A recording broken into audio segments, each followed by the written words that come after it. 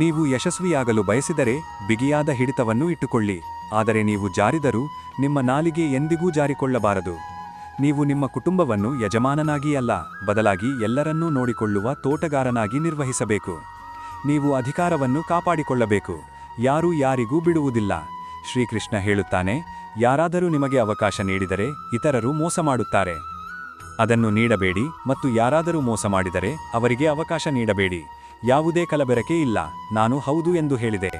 ತೆಗೆದುಕೊಳ್ಳುತ್ತಲೇ ಇರಿ, ಸಂಬಂಧಗಳು ದೀರ್ಘಕಾಲ ಉಳಿಯುತ್ತವೆ. ದೀಪವು ಪೂಜ್ಯವಾಗಿದೆ, ಏಕೆಂದರೆ ಅದು ಇತರರಿಗಾಗಿ. ಅದು ಉರಿಯುತ್ತದೆ, ಇತರರಿಗಾಗಿ ಅಲ್ಲ. ನಿಮ್ಮ ಸ್ವಂತ ದೌರ್ಬಲ್ಯಗಳನ್ನು ತಿಳಿದುಕೊಳ್ಳುವುದು ಜೀವನದಲ್ಲಿ ದೊಡ್ಡ ವಿಷಯ. ಶಕ್ತಿಯಿದೆ, ನಡೆಯಲು ಪ್ರಯತ್ನಿಸಿ.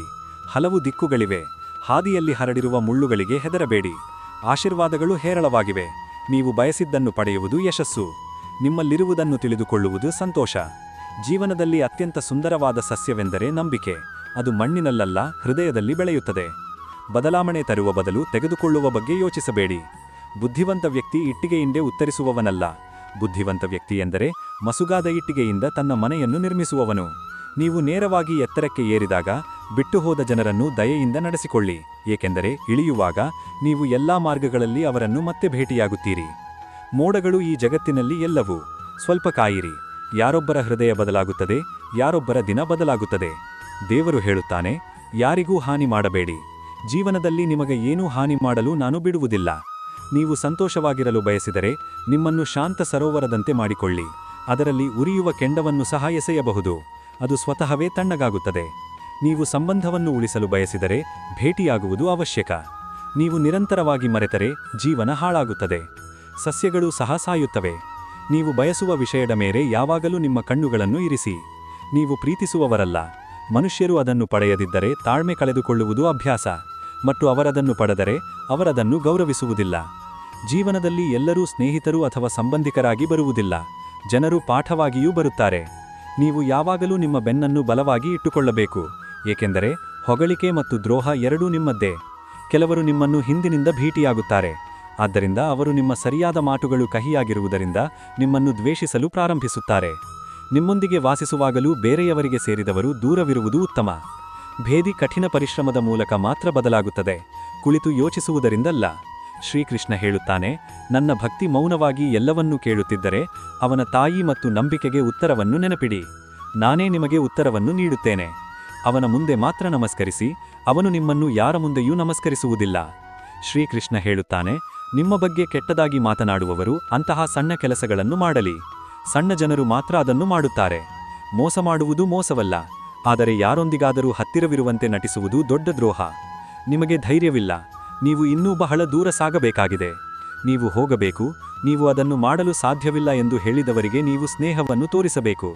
ಸಂಬಂಧಗಳು ಅವಶ್ಯಕ, ಆದರೆ ಜೀವನದ ಪ್ರತಿಯೊಂದು ಕಠಿಣ ಪರಿಸ್ಥಿತಿಯೂ ಒಂಟಿಯಾಗಿರುವುದು ಎಷ್ಟು ಮುಖ್ಯವೆಂದು ತೋರಿಸುತ್ತದೆ. ಶ್ರೀಕೃಷ್ಣ ಹೇಳುತ್ತಾನೆ, ನೀವು ಯಾರನ್ನು ಬೆಂಬಲಿಸುತ್ತೀರೋ ಅವರೊಂದಿಗೆ ಇರಿ. ನಿಮ್ಮನ್ನು ಮುಕ್ತ ವಿರೋಧಿ ಎಂದು ಕರೆಯಲಾಗುತ್ತದೆ, ಆದರೆ ದ್ರೋಹಿ ಅಲ್ಲ. ಯಾವುದೇ ಸಂಬಂಧವೂ ಆಯ್ಕೆಯಿಂದ ಇರುವುದಿಲ್ಲ. ನೀವು ಸಂಪರ್ಕ ಹೊಂದುತ್ತೀರಿ, ಏಕೆಂದರೆ ದೇವರು ನೀವು ಯಾವಾಗ, ಎಲ್ಲಿ ಮತ್ತು ಯಾರೊಂದಿಗೆ ಭೇಟಿಯಾಗುತ್ತೀರಿ ಎಂದು ನಿರ್ಧರಿಸುತ್ತಾನೆ. ತಿನ್ನುವವರು ಯೋಚಿಸದೆ ಏನಾದರೂ ಹೇಳುತ್ತಾರೆ, ಆದರೆ ಅದು ಕೇಳುವವರ ಮೇಲೆ ಬೀರುವ ಪರಿಣಾಮವನ್ನು ನೀವು ಎಂದಿಗಾದರೂ ಪರಿಗಣಿಸಿದ್ದೀರಾ? ಒಳ್ಳೆಯ ಜನರ ಸಹವಾಸದಲ್ಲಿರಿ, ಏಕೆಂದರೆ ಅತ್ಯುತ್ತಮಗಳು ಸಹ ಬಾದಾಮಿಗಿಂತ ಹೆಚ್ಚು ಬೆಲೆಗೆ ಮಾರಾಟವಾಗುತ್ತವೆ. ಶ್ರೀಕೃಷ್ಣ ಹೇಳುತ್ತಾನೆ, ನಿಮ್ಮ ಬಲಗುಂಟಿನೂ ಸಹ ತಪ್ಪಾಗಿ ಅರ್ಥೈಸಿಕೊಳ್ಳುವವರಿಗೆ ವಿವರಣೆಗಳನ್ನು ನೀಡುವ ಮೂಲಕ ನಿಮ್ಮ ಸಮಯವನ್ನು ವ್ಯರ್ಥ ಮಾಡಬೇಡಿ. ಒಂದು ದಿನ ನೀವು ಸಮಯದ ಬಗ್ಗೆ ದೂರಾಗಿರುವಿರಿ, ಆದರೆ ನೀವು ನಿಮ್ಮ ಬಗ್ಗೆ ದೂರಾಗಿರುವಿರಿ. ಸುಂದರವಾದ ಜೀವನ ನಿಮ್ಮ ಮುಂದೆ ಇತ್ತು, ಮತ್ತು ನೀವು ಲೌಕಿಕ ವ್ಯವಹಾರಗಳಲ್ಲಿ ಸಿಕ್ಕುಹಾಕಿಕೊಂಡಿರಿ. ಒಮ್ಮೆ ಕ್ಷಮಿಸಿ ಮತ್ತು ಒಳ್ಳೆಯವರಾಗಿರಿ, ಆದರೆ ಜನರನ್ನು ನಂಬಿ ಮೋಸ ಹೋಗಬೇಡಿ. ನಿಮ್ಮ ಸ್ವಂತವರು ನಿಮ್ಮ ನೋವನ್ನು ಅನುಭವಿಸುವವರು. ಇಲ್ಲವಾದರೆ ಗದ್ದಲ ಉಂಟಾದರೆ ಜನರು ರಸ್ತೆಗೆ ಬಂದು ತಮ್ಮ ಕಠಿಣ ಪರಿಶ್ರಮದ ಫಲಿತಾಂಶಗಳು ಮತ್ತು ಅವರ ಸಮಸ್ಯೆಗಳ ಸ್ಥಿತಿಯ ಬಗ್ಗೆ ಕೇಳುತ್ತಾರೆ. ಇದು ಸತ್ಯ, ಆದರೆ ನೀವು ಡೈರಿಯಿಂದ ನಿಶ್ಚಿತವಾಗಿ ಉತ್ತರವನ್ನು ಪಡೆಯುತ್ತೀರಿ. ನೀವು ಇತರರಿಗೆ ಒಳ್ಳೆಯದನ್ನು ಬಯಸಿದರೆ ಅದು ನಿಮಗೆ ಹಿಂತಿರುಗುತ್ತದೆ. ಇದು ಪ್ರಕೃತಿಯ ನಿಯಮ. ಮುರಿದ ವಿಷಯಗಳು ಹೆಚ್ಚು ನೋವಾಗುತ್ತವೆ. ಹೃದಯದ ಮೇಲಿನ ನಂಬಿಕೆ, ನಿದ್ರೆ ಮತ್ತು ಹೆಚ್ಚು ನಂಬಿಕೆಯಂತೆ ಇಲ್ಲ.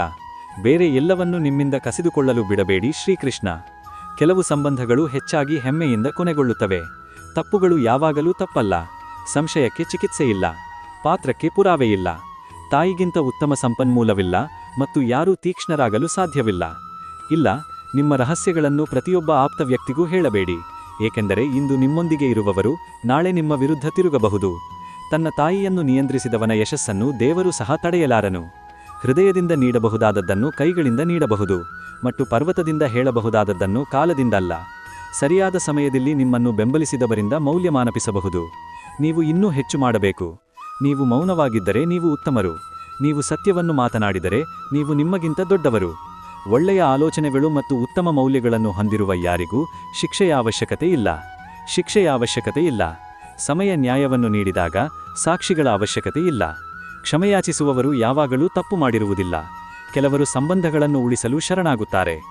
ಬಯಕೆಗಳು ಈಡೇರದಿದ್ದರೆ ಕೋಪ ಹೆಚ್ಚಾಗುತ್ತದೆ, ಮತ್ತು ಅವು ಈಡೇರಿದರೆ ಕೋಪ ಹೆಚ್ಚಾಗುತ್ತದೆ. ಆದ್ದರಿಂದ ಜೀವನದಲ್ಲಿ ಪ್ರತಿಯೊಂದು ಸಂದರ್ಭದಲ್ಲೂ ತಾಳ್ಮೆಯನ್ನು ಕಾಪಾಡಿಕೊಳ್ಳಬೇಕು. ನೀವು ನಿಮ್ಮನ್ನು ದುರ್ಬಲರಾಗಿ ಇಟ್ಟುಕೊಂಡಿರಿ, ತಾಯಿ. ಇಲ್ಲವಾದರೆ ನೀವು ಮಾಡಬಹುದಾದದ್ದನ್ನು ಬೇರೆ ಯಾರೂ ಮಾಡಲಾರರು. ನಾವು ಮಾಡಿದಾಗ ಮಾತ್ರ ಸುಂದರವಾದ ಪ್ರಯಾಣ ಪ್ರಾರಂಭವಾಗುತ್ತದೆ. ನಾವು ಹಿಂದಿನದಕ್ಕೆ ವಿದಾಯ ಹೇಳಿದಾಗ. ಯಾರಾದರೂ ನಮ್ಮನ್ನು ನಿರ್ಲಕ್ಷಿಸಿದರೆ ಅವರಿಂದ ದೂರವಿರಿ. ತಮ್ಮ ಸ್ಥಾನ ಮತ್ತು ಸ್ವಾಭಿಮಾನಕ್ಕೆ ಸ್ಥಾನವಿರುವ ಸಂಬಂಧಗಳು ನಮ್ಮನ್ನು ತಾಯಿ ಮಾಡುವಂತಿರಬೇಕು. ಅವರು ನಮ್ಮ ಎಲ್ಲಾ ದುಃಖ ಮತ್ತು ಸಂತೋಷವನ್ನು ಅರ್ಥೈಸಿಕೊಳ್ಳುವಂತಿರಬೇಕು. ಕೋಪದ ಸಮಯದಲ್ಲಿ ನಿಲ್ಲಲು ಕಲಿಯಿರಿ ಮತ್ತು ತಪ್ಪು ಮಾಡಿದಾಗ ತಲೆಬಾಗಲು ಕಲಿಯಿರಿ. ಅದು ದ್ವಾರಪಾಲಕನಂತೆ ಭಾವಿಸುತ್ತದೆ. ಜನರು ಸ್ವಲ್ಪ ಕೊಡುತ್ತಾರೆ ಮತ್ತು ಬಹಳಷ್ಟು ತೆಗೆದುಕೊಳ್ಳುತ್ತಾರೆ ಎಂಬುದರ ಕಾರಣದಿಂದಾಗಿ ಸಂಬಂಧಗಳು ಈಗ ಕಠಿಣವಾಗಿವೆ. ಕೆಲವೊಮ್ಮೆ ನಾವು ತೊಂದರೆಯಿಂದ ಹೊರಗೆ ಬರುತ್ತೇವೆ. ನಮ್ಮನ್ನು ಬೆಂಬಲಿಸುವ ಯಾರೋ ಇದ್ದಾರೆ, ಮತ್ತು ದೇವರು ಎಂದು ನಾವು ಕರೆಯುವ ಆ ಅದೃಶ್ಯ ಶಕ್ತಿ. ಆದ್ದರಿಂದ ನೆನಪಿಡಿ, ಜಗತ್ತು ನಿಮ್ಮನ್ನು ತ್ಯಜಿಸಿದಾಗ ದೇವರು ನಿಮ್ಮ ಕೈ ಹಿಡಿಯಲು ಇದ್ದಾನೆ. ನೀವು ನಿಮ್ಮೊಂದಿಗೆ ವಾದಿಸಿದರೆ ನಿಮ್ಮ ಎಲ್ಲಾ ಪ್ರಶ್ನೆಗಳಿಗೂ ಉತ್ತರಗಳು ಸಿಗುತ್ತವೆ, ಮತ್ತು ನೀವು ಬೇರೆಯವರೊಂದಿಗೆ ವಾದಿಸಿದರೆ ಜೀವನದಲ್ಲಿ ಇನ್ನೂ ಹೆಚ್ಚು ಪ್ರಶ್ನೆಗಳು ಉದ್ಭವಿಸುತ್ತವೆ. ನೀವು ಎಲ್ಲಿದ್ದರೂ ಎಲ್ಲರೂ ನಿಮ್ಮನ್ನು ಪ್ರೀತಿಸುವಂತೆ ನಿಮ್ಮನ್ನು ಮಾಡಿಕೊಳ್ಳಿ. ನೀವು ಎಲ್ಲಿಗೆ ಹೋದರೂ ಎಲ್ಲರೂ ನಿಮ್ಮನ್ನು ನೆನಪಿಸಿಕೊಳ್ಳುತ್ತಾರೆ, ಮತ್ತು ನೀವು ಎಲ್ಲಿಗೆ ಹೋಗುತ್ತಿದ್ದೀರೋ ಎಲ್ಲರೂ ನಿಮಗಾಗಿ ಕಾಯುತ್ತಾರೆ. ಸಾಮರ್ಥ್ಯ ಮತ್ತು ಪಾತ್ರ ಜೀವನದಲ್ಲಿ ಜೊತೆಜೊತೆಯಾಗಿ ಇರುತ್ತವೆ. ಜನರು ಎತ್ತರಕ್ಕೆ ತಲುಪಲು ಎಷ್ಟು ಉತ್ಸುಕರಾಗಿರುತ್ತಾರೋ ಅವರು ಸಣ್ಣವರ ಬದಲು ದೊಡ್ಡವರ ಕಾಲುಗಳನ್ನು ಹಿಡಿಯಲು ಬಯಸುತ್ತಾರೆ. ನೀವು ಇತರರ ಬಲದ ಮೇಲೆ ಹಾರಲು ಪ್ರಯತ್ನಿಸಿದರೆ ನೀವು ಸ್ವಂತ ಹಾರುವ ಕಲೆಯನ್ನು ಮರೆತು ಬಿಡುತ್ತೀರಿ. ದ್ವೇಷವು ಅಸ್ತಿತ್ವದಲ್ಲಿಲ್ಲ, ಅದು ಪ್ರೀತಿಯ ಅನುಪಸ್ಥಿತಿ. ಇದು ಕೇವಲ ಒಂದು ತಪ್ಪಿನ ಪರಿಣಾಮ, ಮತ್ತು ನಂತರ ಜನರು ನಿಮ್ಮನ್ನು ಮರೆತು ಬಿಡುತ್ತಾರೆ. ಹೇಗವನು ಒಳ್ಳೆಯವನಾಗಿದ್ದನು. ಎಲ್ಲರೂ ಸಹಾಯ ಕೇಳಲು ಬರುತ್ತಾರೆ, ಆದರೆ ಉತ್ತರ ಬೇಕಾದಾಗ ಸಹಾಯ ಬೇಕು. ಸಹಾಯ ಮಾಡಲು ಯಾರೂ ಇಲ್ಲ. ಶ್ರೀಕೃಷ್ಣ ಹೇಳುತ್ತಾನೆ, ಒಳ್ಳೆಯ ಕೆಲಸಗಳನ್ನು ಮಾಡಿ ಮತ್ತು ಅದನ್ನು ಮರೆತು ಬಿಡಿ. ಸಮಯ ಬಂದಾಗ ಅವನು ನಿಶ್ಚಿತವಾಗಿ ನಿಮಗೆ ಪ್ರತಿಫಲ ನೀಡುತ್ತಾನೆ. ರಕ್ತದ ಬ್ಲೇಡು ಬಹಳ ಹರಿವಾಗಿದೆ, ಆದರೆ ಅದು ಮರವನ್ನು ಕತ್ತರಿಸಲಾರದು. ಶಕ್ತಿ ಮತ್ತು ಕೊಡಲಿ ಬಹಳಷ್ಟು ಬಲವಾಗಿವೆ, ಆದರೆ ಕೂದಲು ಶಕ್ತಿಯನ್ನು ಕತ್ತರಿಸಲಾರದು. ಅದೇ ರೀತಿ ಪ್ರತಿಯೊಬ್ಬ ವ್ಯಕ್ತಿಯೂ ತನ್ನ ಸಾಮರ್ಥ್ಯದ ಅನುಗುಣವಾಗಿ ಶ್ರೇಷ್ಠ. ನಿಮ್ಮನ್ನು ಬೇರೆಯವರೊಂದಿಗೆ ಹೋಲಿಸಿಕೊಳ್ಳಬೇಡಿ. ತೊಂದರೆ ಭಾರವಾದ ಚೀಲದಂತೆ. ನೀವು ಅದನ್ನು ನೋಡುತ್ತಲೇ ಇದ್ದರೆ ಅದು ಬಹಳ ಭಾರವಾಗುತ್ತದೆ, ಮತ್ತು ನೀವು ಅದನ್ನು ಎತ್ತಿದರೆ ಜನರು ಎಲ್ಲಾ ವ್ಯವಹಾರಗಳ ಜಾಕಾಗಿ ಆಗುತ್ತಾರೆ. ದೇವರು ನಿಮ್ಮನ್ನು ಪ್ರೀತಿಸಿದಾಗ ಅವನು ನಿಮಗೆ ಒಳ್ಳೆಯದನ್ನು ಮಾತ್ರ ಮಾಡುತ್ತಾನೆ, ಮತ್ತು ನಿಮಗೆ ಅರ್ಹರಲ್ಲದ ಎಲ್ಲರನ್ನೂ ದೂರವಿಡುತ್ತಾನೆ. ನಿಮ್ಮ ಸಮಸ್ಯೆಗಳನ್ನು ಯಾರ ಮೇಲೆಯೂ ಹೊರಿಸಬೇಡಿ, ಏಕೆಂದರೆ 80% ಜನರು ನಿಮ್ಮ ಬಗ್ಗೆ ಅಥವಾ ನಿಮ್ಮ ಸಮಸ್ಯೆಗಳ ಬಗ್ಗೆ ಕೇಶ ಹಾಕಿಕೊಳ್ಳುವುದಿಲ್ಲ, ಮತ್ತು ಉಳಿದ 20% ಜನರು ನೀವು ಅವುಗಳನ್ನು ಹೊಂದಿದ್ದೀರಿ ಎಂದು ಸಂತೋಷಪಡುತ್ತಾರೆ. ನೀವು ಈ ಸಮಸ್ಯೆಯನ್ನು ಹೊಂದಿದ್ದೀರಿ. ಶ್ರೀಕೃಷ್ಣ ಹೇಳುತ್ತಾನೆ, ಯಾರಾದರೂ ನಿಮ್ಮ ಮೌಲ್ಯವನ್ನು ಅರ್ಥೈಸಿಕೊಳ್ಳಲು ಸಾಧ್ಯವಾಗದಿದ್ದರೆ ನಿರುತ್ಸಾಹಿಸಬೇಡಿ, ಏಕೆಂದರೆ ಕಬಡ್ಡಿ ವ್ಯಾಪಾರಿ ವಜ್ರವನ್ನು ನಿರ್ಧರಿಸಲಾರನು. ನಗು ಮತ್ತು ನಗು ಎರಡು ಶಕ್ತಿಶಾಲಿ ತಂತ್ರಗಳು. ಮೌನವು ಹಲವು ಸಮಸ್ಯೆಗಳನ್ನು ಪರಿಹರಿಸಲು ಒಂದು ಮಾರ್ಗ, ಮತ್ತು ನಗುವು ನಿಮ್ಮನ್ನು ಹಲವು ಸಮಸ್ಯೆಗಳಿಂದ ರಕ್ಷಿಸಿಕೊಳ್ಳಲು ಒಂದು ಮಾರ್ಗ. ಕಾರಣವಿಲ್ಲದೆ ಯಾರೂ ನಿಮ್ಮನ್ನು ಗೌರವಿಸುವುದಿಲ್ಲ. ಆದ್ದರಿಂದ ಜನರು ಕಾರಣವಿಲ್ಲದೆ ನಿಮ್ಮನ್ನು ಗೌರವಿಸುವಷ್ಟು ಸಫಲರಾಗಲು ಮಾಡಿ. ಕಾರಣವಿಲ್ಲದೆ ಹಾಗೆ ಮಾಡುವವರು ನಿಮ್ಮನ್ನು ಗೌರವಿಸುತ್ತಾರೆ. ಸ್ಪಷ್ಟವಾಗಿ ಮತ್ತು ನೇರವಾಗಿ ಮಾತನಾಡುವ ಸಂಗಾತಿಯನ್ನು ಖಂಡಿತವಾಗಿ ಹುಡುಕಿ. ಅವರ ಮಾತುಗಳು ಕಠಿಣವಾಗಿವೆ, ಆದರೆ ಅಂತಹ ವ್ಯಕ್ತಿ ನಿಮಗೆ ಎಂದಿಗೂ ದ್ರೋಹ ಮಾಡುವುದಿಲ್ಲ. ಹೊರಟು ಹೋದವರು ನನಗೆ ಒಂದು ವಿಷಯವನ್ನು ಕಲಿಸಿದ್ದಾರೆ: ನಿಮ್ಮ ಬಳಿಗೆ ಬರುವವರನ್ನು ಅವರ ಸ್ಥಾನದಲ್ಲಿ ಇಡುವುದು. ಸ್ನೇಹಿತರೆ, ಈ ವಿಡಿಯೋ ಇಲ್ಲಿಗೆ ಮುಗಿಯುತ್ತದೆ. ಈ ವಿಡಿಯೋದಿಂದ ನೀವು ಬಹಳಷ್ಟು ಕಲಿತಿದ್ದೀರಿ ಎಂದು ನಾನು ಭಾವಿಸುತ್ತೇನೆ. ಮುಂದಿನ ವಿಡಿಯೋದಲ್ಲಿ ನಿಮ್ಮನ್ನು ಭೇಟಿಯಾಗುತ್ತೇನೆ. ಜಾಗೃತರಾಗಿರಿ.